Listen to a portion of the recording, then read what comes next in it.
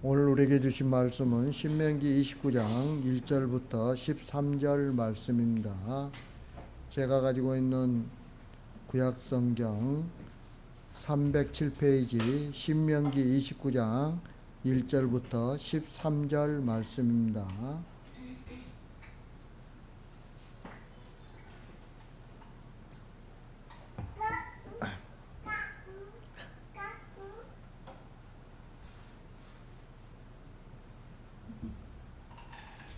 한 절씩 교독하겠습니다. 호렙에서 이스라엘 자손과 세우신 언약궤에 여호와께서 모세에게 명령하여 모압 땅에서 그들과 세우신 언약의 말씀은 이러하니라. 모세가 모든 이스라엘을 소집하고 그들에게 이르되 여호와가 애굽에서 너희 목전에 바로와 그의 모든 신하와 그의 온 땅에 하신 모든 일을 너희가 보았나니 곧 큰 시험과 이적과 큰 기사와 내 눈으로 보았느니라. 그러나 이러는 마음과 보는 눈과 듣는 귀는 오늘 여호와께서 너희에게 주지 아니하시느니라. 주께서 40년 동안 너희를 광야에서 인도하셨거니와 너희 몸의 옷이 낡아지지 아니하였고 너희 발의 신이 헤어지지 아니하였으며 너희에게 떡도 먹지 못하며 포도주와 독주를 마시지 못하게 하셨으면 주는 너희 하나님 여호와이신 줄을 알게 하려 하심이니라. 너희가 이곳에 올 때에 헤스본 왕 시온과 바산 왕 옥이 우리와 싸우러 나왔으므로 우리가 그들을 치고 그 땅을 차지하여 르벤과 갓과 므낫세 반 지파에게 기업으로 주었나니 그런즉 너희는 이 언약의 말씀을 지켜 행하라. 그리하면 너희가 하는 모든 일이 형통하리라. 오늘 너희 곧 너희의 수령과 너희의 지파와 너희의 장로들과 너희의 지도자와 이스라엘 모든 남자와 너희의 유아들과 너희의 아내와 및 내 진중에 있는 객과 너를 위하여 나무를 패는 자로부터 물기는 자까지 다 너희의 하나님 여호와 앞에 서 있는 것은 내 하나님 여호와의 언약에 참여하여 또 내 하나님 여호와께서 오늘 내게 하시는 맹세에 참여하여 다 같이 여호와께서 내게 말씀하신 대로 또 내 조상 아브라함과 이삭과 야곱에게 맹세하신 대로 오늘 너를 세워 자기 백성을 삼으시고 그는 친히 내 하나님이 되시려 함이니라. 아멘. 오늘 말씀은 모압 땅에서 맺은 언약의 도입부에 해당하는 부분이죠. 하나님께서는 이스라엘과 호렙과 모압 땅에서 두 번의 언약을 체결하셨어요. 두 언약은 체결된 시간과 장소와 대상이 달라요. 하지만 내용 면에서 볼 때는 결코 다르지 않습니다. 즉 모압 땅 언약은 호렙산 언약의 내용을 재확인하여 새롭게 갱신한 것이죠. 그러면 왜 하나님께서는 호렙산에서 세운 언약을 모압 땅에서 다시 반복하고 계실까요? 우리가 오늘 말씀을 통해서 알아보도록 하겠습니다. 먼저 1절 말씀입니다. 1절 말씀 다 같이 한 목소리로 시작. 이스라엘 자손과 세우신 언약에 여호와께서 모세에게 명령하여 모압 땅에서 그들과 세우신 언약의 말씀은 이러하니라. 여러분 고대 근동에서는 어떤 언약을 체결할 때 언약의 두 당사자가 송아지를 둘로 쪼개고 그 쪼개진 사이를 지나가는 의식을 행했어요. 예.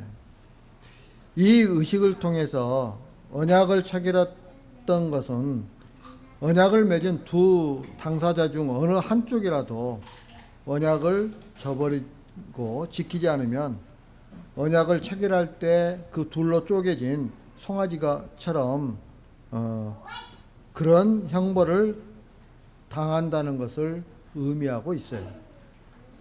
이와 마찬가지로 언약 백성으로서 하나님과의 언약을 저버리고 하나님의 말씀을 거역하게 되면 처절한 고통을 당하게 되죠. 여러분, 그때 당하게 된 고통이 어떤 고통일까요? 그것은 바로 신명기 28장 15절부터 68절에 상세하게 묘사되어 있는 저주에 관한 기록들이에요. 그런 징벌을 받게 된다는 거예요. 하나님께서는 이미 40년 전에 호렙산에서 이스라엘 자손, 즉 출애굽 1세대와 언약을 세우셨어요. 그러니까 출애굽할 당시에 20세 이상이었던 사람들과 언약을 세웠던 거죠.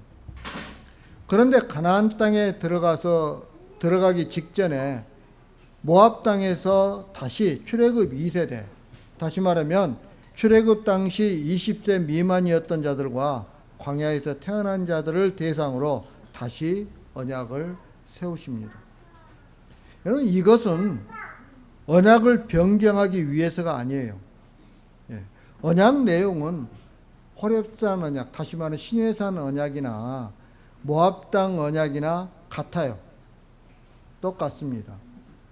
모압 땅 언약은 호렙산 언약의 내용을 재확인해서 새롭게 갱신한 것이죠. 때문에 모압 땅 언약 강론 기사를 다루는 29, 30장에는 따로 언약의 내용을 언급하지 않고 있어요. 이게 분명히 하나님께서 모압 땅에서 언약을 세우셨다고 그랬는데 그 언약의 내용이 무엇인지를 언급을 않고 있는 것이죠. 그렇다고 한다면 신명기 5장부터 28장까지 모세가 율법을 강론했는데 언약을 그 강론 내용으로 대체하고 있다고 보는 것이 타당합니다. 다만 모압 땅 언약의 대상과 목적, 율법의 순종 촉구 등만 언급하고 있을 뿐이죠. 그런데 호렙산 언약을 모압 땅에서 다시 반복하고 계시는 이유는 바로 2절에서부터 6절 말씀을 보면 알 수가 있어요. 하나님께서 호렙산에서 이스라엘과 언약을 세우실 때 이스라엘은 하나님께서 애굽 땅에서 행하신 모든 일을 친히 목격했죠. 재앙을 통해서 애굽을 치시고 그리고 장자가 죽어가는 엄청난 재앙 속에서도 이스라엘은 살았죠. 더구나 애굽의 군사가 쫓아오는 긴박한 상황에서도 하나님은 바다를 가르시고 이스라엘 백성들을 다 건너게 했어요. 그때 이스라엘 백성들이 얼마나 됐다고요? 장정만 60명. 그러니까 20세 이상만 60만이에요. 60만. 그러면 실제로 이스라엘 전체 백성은 약 200만 정도 되는데 그 병력이 홍해를 갖다가 건너서 피할 수 있게 하나님께서 만들어 주셨던 거죠. 그리고 그들을 뒤쫓았던 애굽의 군대들은 어떻게 했어요? 물속으로 수장시켜 버렸어요. 이런 기적들을 친히 목격하면서 이스라엘은 하나님에 대해 어떤 마음을 가졌을까요? 아마 넘치는 감격과 흥분 속에서 하나님을 부르짖으면서 하나님의 은혜에 감사하고 구원을 찬양하면서 앞으로는 하나님만 섬기겠다고 아마 다짐했을 거예요. 여러분, 이게 가장 잘 나타난 게 뭐예요?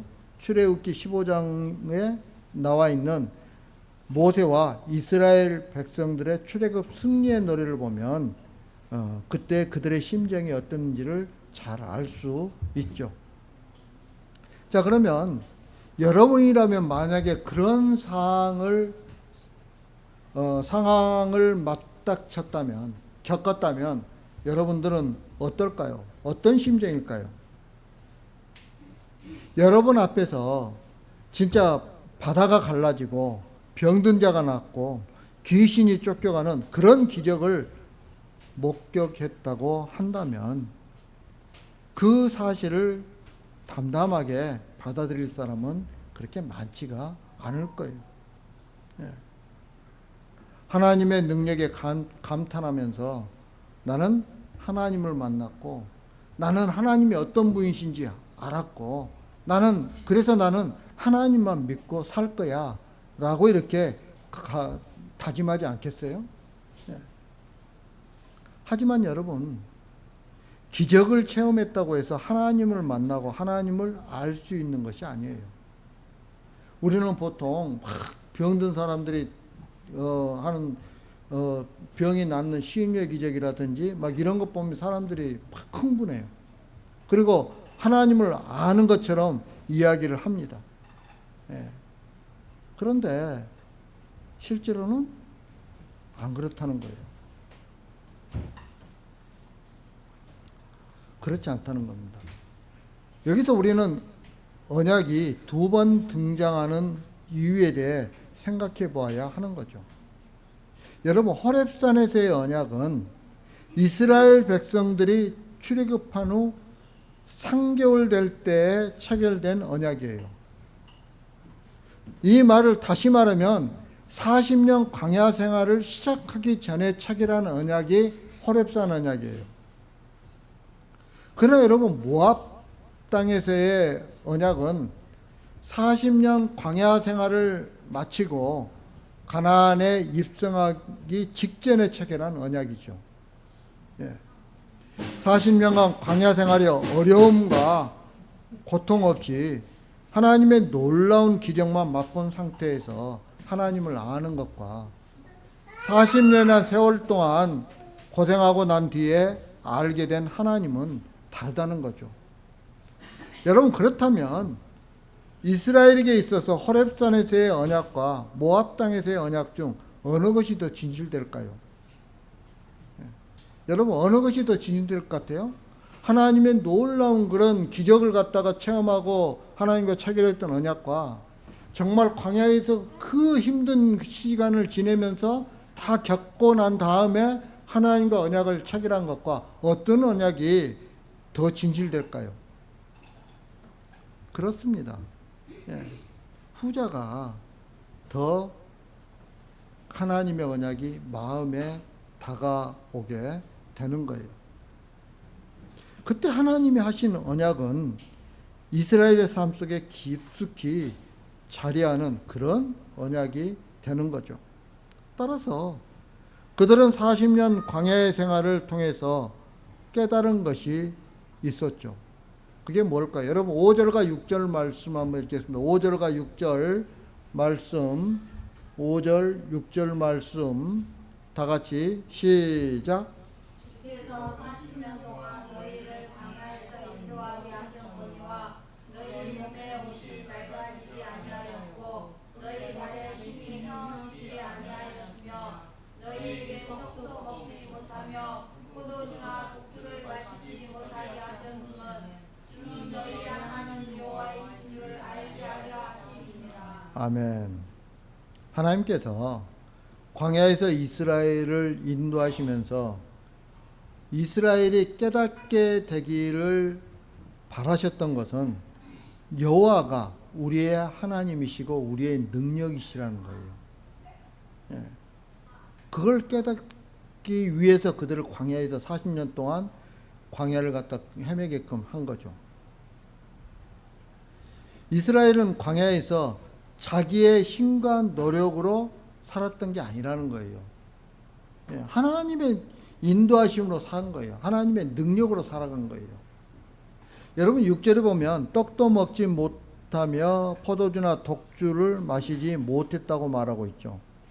이것은 이스라엘이 농사를 지을 수 없었고 그래서 세상의 음식을 맛보지 못했다는 것을 의미해요. 여러분, 광야 생활하면서 계속 이동하니까 농사를 지을 수 없는 건 너무나 당연한 거 아니겠어요? 그러면 이스라엘이 먹었던 양식은 뭐예요? 만나. 하늘 양식이야, 하늘 양식. 하늘 양식인 만나. 우리는 그 만나가 어떻게 생겼는지 그냥 말로만 듣지 실제로 아무리 설명을 해도 그게 어떻게 생겼는지 잘 모르죠. 왜? 전혀 우리는 먹어본 적이 없으니까. 예. 그러면서도 그들의 의복이 헤어지지 않았고 발의 신이 헤어지지 않았다는 거죠. 왜냐하면 하나님께서 이스라엘을 인도하셨기 때문에 그런 거예요. 예. 따라서 광야에서 이스라엘이 배우고 깨달아야 했던 것은 우리는 오직 여호와의 은혜로만 산다는 것을 깨달아야 됐던 거죠.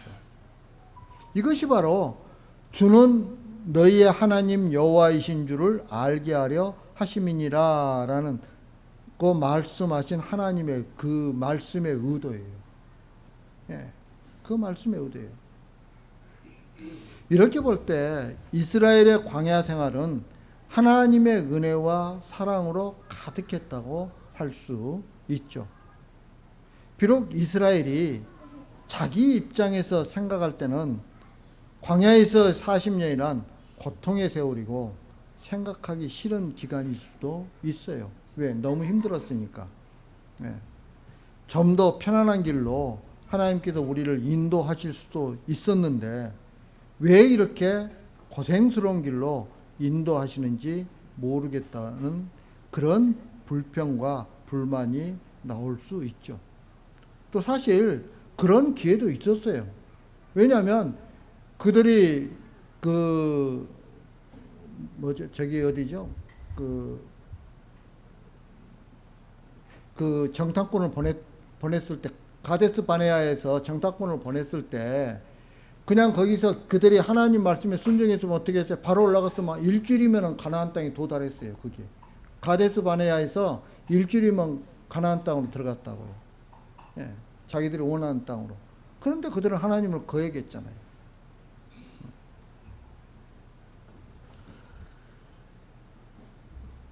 여러분, 근데 이스라엘 백성들이 그 하나님 앞에 원망하고 불평했던 것이 바로 하나님의 마음을 깨닫지 못하고 그 음성을 듣지도 보지도 못한 상태라는 것을 증명해 주고 있죠. 그럼 그들이 왜 그런 상태에서 하나님의 그런 마음을 깨닫지 못하고 듣지도 보지도 못했을까요? 여러분 4절 말씀 한번 읽어보겠습니다. 4절 말씀. 4절 말씀 다 같이 시작. 그러나 깨닫는 마음과 보는 눈과 듣는 귀는 오늘 여호와께서 너희에게 주지 아니하셨느니라. 아멘. 이 말씀은 이스라엘이 애굽에서 나오고 기적을 목격하고 그리고 광야 40년을 지내오면서도 하나님의 마음을 깨닫지 못한 상태라는 것을 뜻하는 거죠. 왜? 하나님께서 그 마음과 눈과 귀를 그들에게 주지 않으셨기 때문에 그런 거예요. 우리도 마찬가지예요. 우리가 하나님에 대해서 제대로 깨닫지 못하는 것은 하나님께서 우리에게 그런 걸 주시지 않기 때문에 그러는 거예요. 그러다 보니까 어떻게 합니까? 매사에 불평불만이 많죠. 예. 이것은 우리가 뭔가가 잘못됐다는 것을 깨달아야 되는 거예요. 하나님이 이스라엘에게 원하시는 것은 이스라엘이 하나님을 아는 거예요. 그러나 이스라엘 스스로는 하나님을 알 수가 없어요.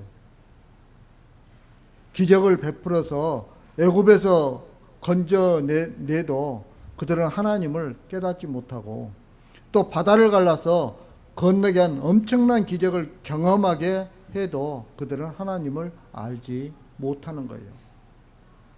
그래서 광야 40년의 세월을 자기 노력이 아니라 하늘 양식을 통해서 살게 하셨음에도 불구하고 하나님의 은혜와 사랑으로 지탱되고 있는 자신의 인생을 깨닫지 못했던 거예요.